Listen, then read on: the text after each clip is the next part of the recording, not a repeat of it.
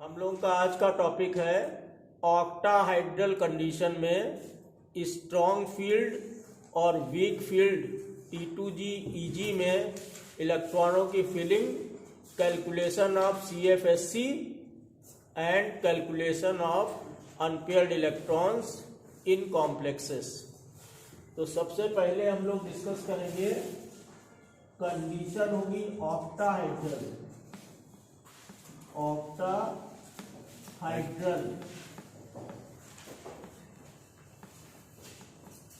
और जो लिगैंड होगा वो होगा स्ट्रॉन्ग फील्ड। लिगैंड हम लोग लेंगे स्ट्रॉन्ग फील्ड और इसमें फिलिंग देखेंगे इलेक्ट्रॉन्स की इन T2G एंड EG और कैलकुलेशन ऑफ CFSC। तो एक टेबल बना लेंगे जिस टेबल में सबसे पहले सिस्टम, उसके बाद में T2G और T2G में हम लोग 3 लाइन बनाएंगे क्योंकि इसमें कॉलम्स की संख्या होगी 3 और जहां पे जो वैल्यू होगी वो होगी -4 dq। इसको हम लोग -0.4 डेल्टा O भी लिख सकते हैं। उसके बाद में EG और EG में 2 लाइन्स रहेंगी। EG में जो लाइन बनाएंगे वो 2 होंगी और इनकी वैल्यू होगी +6 dq और यहाँ पे होगी +0.6 डेल्टा O। इसके बाद में हम लोगों का CFSE और उसके बाद में अनपेयर्ड इलेक्ट्रॉन्स की नंबर। ये हम लोग की टेबल यहाँ पे हम लोग बनाएंगे। ठीक है, सबसे पहले सिस्टम के बाद T2G की वैल्यू होगी -0.4 डेल्टा O और -4 dq और इसके बाद में होगी EG की वैल्यू होगी +0.6 डेल्टा O और +6 dq। इसके बाद कैलकुलेट करेंगे CFSC और इसके बाद लिखेंगे अनपेयर्ड इलेक्ट्रॉन्स का नंबर। अब हम लोग पहले सिस्टम की बात करें, सिस्टम नंबर 1। पहले सिस्टम की बात करें तो पहला सिस्टम होता है D1। अगर D1 है तो वो T2G के पहले कॉलम में आ जाएगा। It will be in first column of T2G के पहले कॉलम में आ जाएगा और जहां CFSC की वैल्यू हो जाएगी -4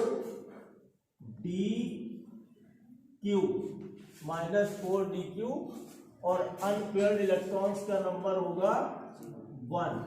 अनपेयर्ड इलेक्ट्रॉन्स का नंबर होगा 1। -4 dq को हम लोग 0.4 डेल्टा O भी कहेंगे। और ये आया कैसे? 1 को मल्टीप्लाई किया 0.4 से या फिर 1 को मल्टीप्लाई किया -4 से। ठीक है, 1 को मल्टीप्लाई करेंगे 0.4 से या 1 को मल्टीप्लाई करेंगे -4 से। तो ये हम लोग का कॉलम नंबर 1 हो गया, सिस्टम नंबर 1। अब जैसे वहां पे एग्जाम में न्यूमेरिकल पूछते समय डेल्टा O का वैल्यू दिया है या DQ की वैल्यू दिया हुआ, तो ये निकालने के बाद DQ की जगह DQ की वैल्यू रख देंगे या डेल्टा O होगा तो डेल्टा O की वैल्यू रख देंगे। जैसे उसने दिया कि वहां पे डेल्टा O की वैल्यू 23,500 सेंटीमीटर इनवर्स और यहाँ पे निकल के आया -0.4 डेल्टा ओ, तो हम लोग लिखेंगे -0.4 इंटू 23,500 सेंटीमीटर इनवर्स। वहां पे इसकी वैल्यू दी हुई हो सकती है। अब दूसरी चीज हम लोग डिस्कस करें, सिस्टम नंबर 2 D2, एक इलेक्ट्रॉन यहां पे और एक इलेक्ट्रॉन यहां पे। 2, ये 2 नंबर हो गया, 2 इंटू -4 इज इक्वल टू 8 या 2 इंटू 0.4 इज इक्वल टू 0.8। तो ये यहां पर हम लोग क्या हो गया -8 dq and it is equal to 2, it is equal to 2। ये दूसरा होगा। अब हम लोग तीसरे की बात करें, D3 सिस्टम की। D3, तो it is 1 2 and 3 multiplied by -4 is equal to -12 dq और अनपेयर्ड इलेक्ट्रॉन्स का नंबर 3। यहां तक का सिस्टम स्ट्रॉन्ग फील्ड और वीक फील्ड दोनों में एक जैसा होगा। इसके बाद में स्ट्रॉन्ग फील्ड हो गया, दूरी T2G और EG में बढ़ गई, डेल्टा O का मैग्नीट्यूड बढ़ गया, तो पहले पेयरिंग हो जाएगी, फिर इलेक्ट्रॉन ऊपर की तरफ भरे जाएंगे। ये चीज ध्यान रखना। अब फिर पेयरिंग करेंगे, फिर इलेक्ट्रॉन को ऊपर की तरफ भरेंगे।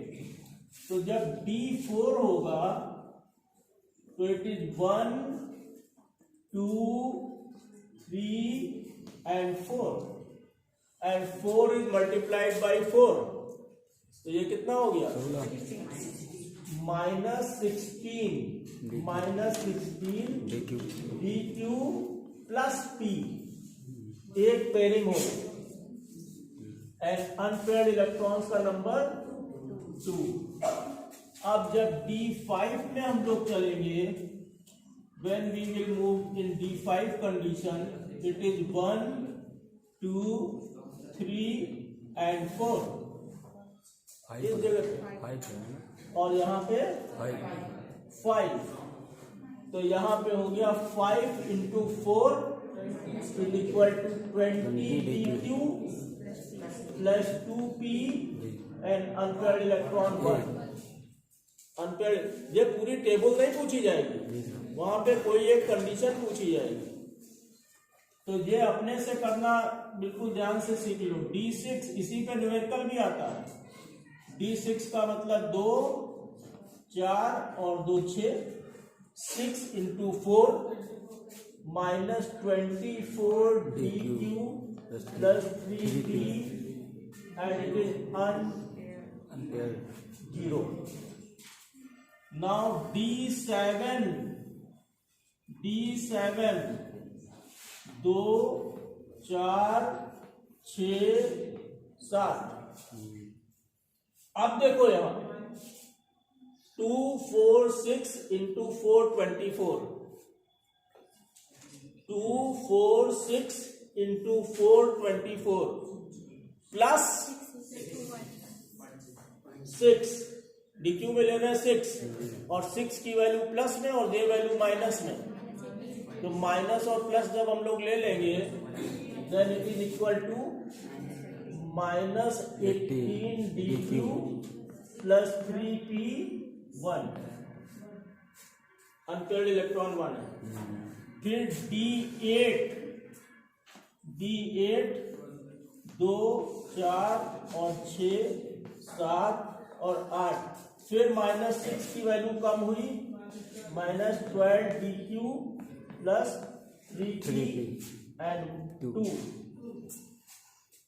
और फिर दो चीजें बची, D9 2 4 6 8 9 -6 dq plus 4p it is 1, और last D10 2 4 6, 8, 10, it is 5p 0।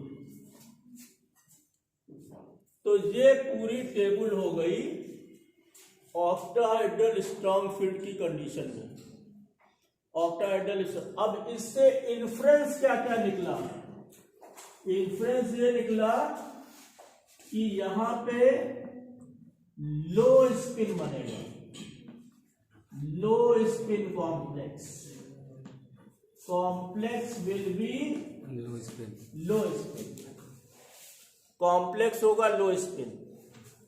दूसरा हाइब्रिडाइजेशन होगा D2sp3, hybridisation will B D2sp3। और तीसरा होगा it is inner orbital complex, it is inner orbital complex. तो 3 इन्फ्रेंस निकल रहे हैं।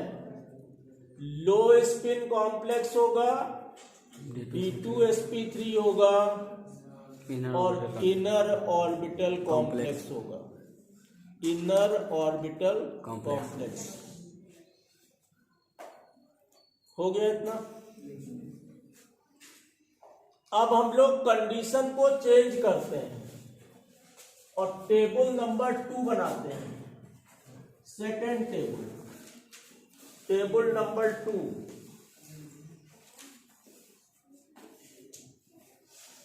और सेकेंड टेबल में जो स्ट्रॉन्ग फील्ड था इसको हटा देते हैं और यहां पे लिखते हैं वीक।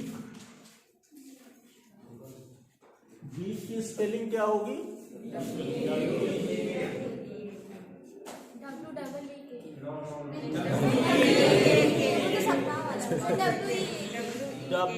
WEAK,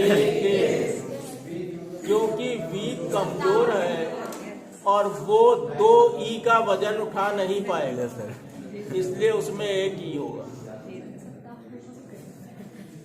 तो ये हो गया WEAK।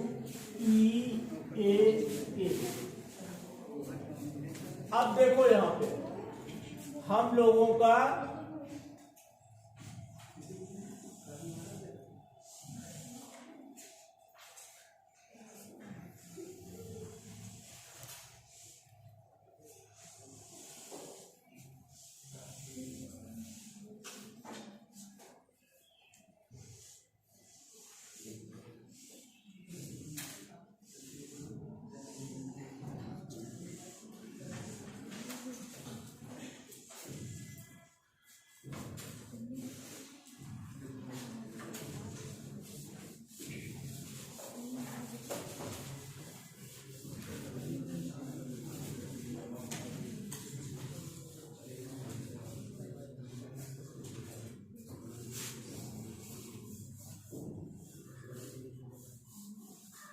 अब ये टेबल हम लोग की हो गई। अब इस टेबल को देखो यहां पे ध्यान से। टेबल है octahedral weak field, octahedral weak field. और ऑक्टाहेड्रल वीक फील्ड का मतलब स्प्लिटिंग का मैग्नीट्यूड कम होना। और जब स्प्लिटिंग का मैग्नीट्यूड कम होगा तब सभी में सिंगली भर जाएगा, तब पेयरिंग शुरू होगी। ये बेसिक कॉन्सेप्ट समझो। सब में सिंगली भर देंगे फिर हम लोग पेयरिंग को स्टार्ट करेंगे। पहले सिंगली भर लेंगे फिर पेयरिंग को स्टार्ट करेंगे। तो देखो यहां पर जब एक ही इलेक्ट्रॉन होगा, जैसे इस कमरे में केवल एक ही बच्चा होता, केवल एक होता, कविता होती मान लो, कविता ना मैंने, तो ये अगर होती तो इनका जो मन होता वो करते। मन होता इस सीट पे बैठे तो यहां बैठ जाती, मन होता पीछे बैठने तो वहां बैठ जाती, मन होता रोने का तो रोने लगती, हंसने का मन होता तो हंसने लगते। लेकिन अगर और लोग आ जाते तो अपने मन से नहीं कर सकते। तो इसके पास जब एक ही इलेक्ट्रॉन है तो अपने सबसे सुविधाजनक जगह पे रहेगा, लोअर एनर्जी में पहले नंबर पे। तो इसको हमने यहां पे भर दिया। It is multiplied by this equal to this and 1 unpaired electron. जब दूसरा आया तो फिर दूसरा भी अगले कॉलम में आ गया, दूसरा अगले कॉलम में आ गया, 2 से मल्टीप्लाई किया 8 हो गया, 2 हो गया। तीसरा आया, तीसरे घर में पहुंच गया, -12 हो गया, 3 में पहुंच गया। लेकिन जब 4 आएगा तभी डिफरेंस शुरू होगा। स्ट्रॉन्ग फील्ड में पहले पेयरिंग करेगा और वीक फील्ड में पहले हायर में भी भर जाएगा, फिर पेयरिंग करेगा। तो when we move to D4 system, 1 2 3 and 4, और अब -12 में से +6 घट जाएगा। It will be equal to -6 dq and unpaired electron is equal to 4, या -6 डेल्टा हो, 0.6 डेल्टा हो। अब D5 में चलो, 1 2 3 4 5 0 0। बहुत बार हमने 0 दिए हैं कॉपी में, क्योंकि मान लो D5 ऑक्टाहेड्रल वीक फील्ड का CFSC पूछा गया और किसी ने 5 यहां पे भर दिए इस जगह पे और वैल्यू कुछ लिख दी, तो उसमें 0 ही देना पड़ता, कोई साधन नहीं। तो यहां पे अनपेयर्ड इलेक्ट्रॉन हो गए 5 हो गए। अब D6 सिस्टम में आ जाओ। अब जब 5 सिंगली भर गए तब अब तो केवल एक ही रास्ता है, ये यहां पे पहुंच जाए। और फिर शुरुआत हम लोग करेंगे -4 से, -4 dq plus p and it is equal to कितना होगा 4। अब मूव करो 7 नंबर पे,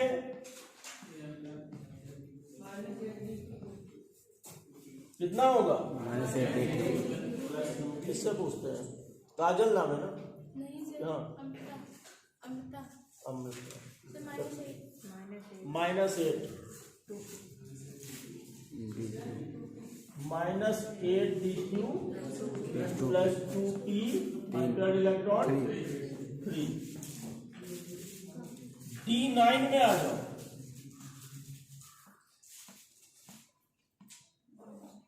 D8 होता है ना? 8 होगा। D8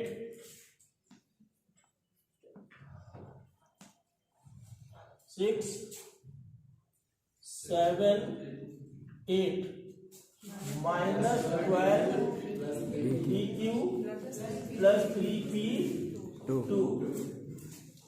और हम लोग D9 पे आ जाए।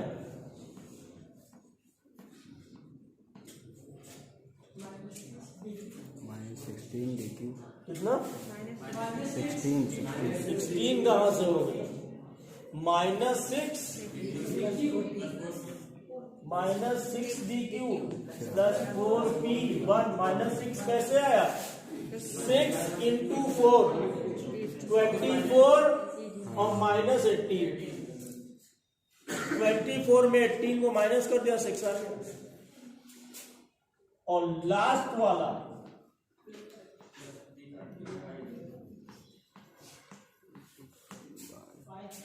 5p0।